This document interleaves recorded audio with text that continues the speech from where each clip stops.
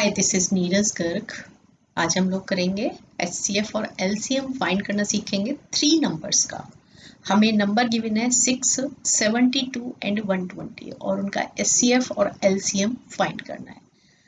तो सबसे पहले हम 6 के प्राइम फैक्टर्स बनाएंगे और 6 के प्राइम फैक्टर्स बहुत ही इजी होते हैं। तुम्हें पता है ये 2 से जाता है, 3 आ गया और ये हो गया 1।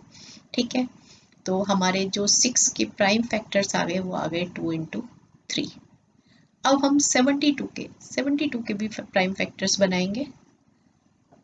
ठीक है, 72 2 से जाएगा तो ये आ गया 36, देन अगेन 2 से ये आ गया 18, देन अगेन 2 से ये आ गया 9, देन 3 से 3 और ये 3 से ये आ गया 1।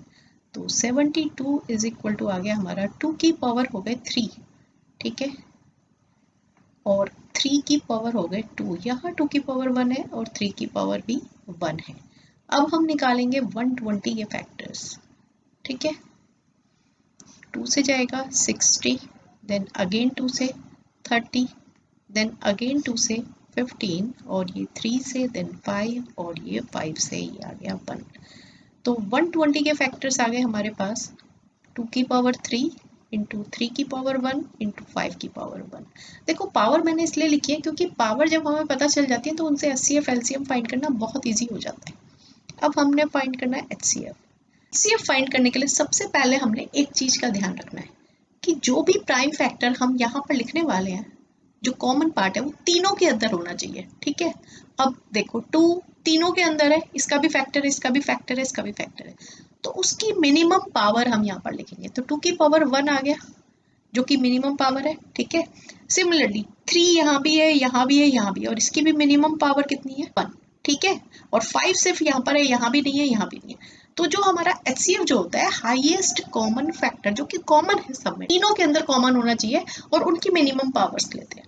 ठीक है, तो ये आ गया 2 × 3 6, राइट। अब हमने निकालना है एलसीएम। एलसीएम के लिए सारे नंबर लेते हैं और सबकी मैक्सिमम पावर लेते हैं। ठीक है, तो ये आ गया 2 की पावर 3, 3 की पावर 2 और 5 की पावर 1। समझ रहे हो, जितने भी यहाँ पे नंबर्स लिखे हुए हैं सबकी मैक्सिमम पावर यहाँ पर हमने एलसीएम में लिख देनी है।